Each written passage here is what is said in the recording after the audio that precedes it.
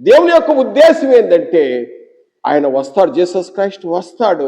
ఆ ఘడియ, ఆ సమయము ఎవరికి తెలియదు. సడన్లీ వస్తాడు, హఠాత్తుగా వస్తాడు. మరి ఆయన వచ్చినప్పుడు మరి నువ్వు సిద్ధపడి ఉన్నావా నా ప్రియ సహోదరుడా? Are you ready?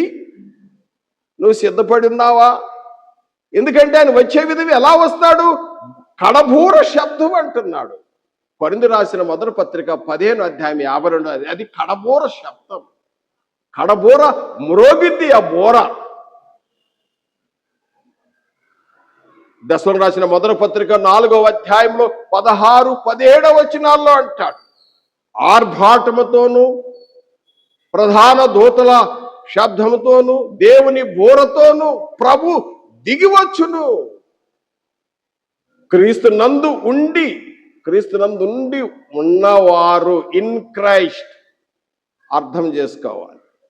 మొదట లేగుస్తారు, తర్వాత ఒకవేళ మనం సజీవులు అయి ఉంటే మనము మార్పు చెంది ఆయన ఎదుర్కోవటానికి. ఎందుకంటే ఆయన వచ్చేది ఎలా ఉంటాడు? దూతలో. మత్తయి సువార్త 20వ అధ్యాయంలో కూడా చెప్పాడు, 31వ వచనం నుండి దూతల సమూహంతో వస్తాడు. మేఘరూరుడై వెళ్ళాడు, మేఘరూరుడై వస్తాడు.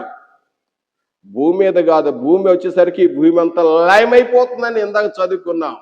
భూమి అంతా కాలిపోతుంది, ఆకాశంలో మహాధ్వనితో గతించిపోతాయి, పంచభూతాలు కూడా ఏమి ఉండవు. ఇక అసలు సముద్రం ఉండదు, ఇక భూమి ఉండదు.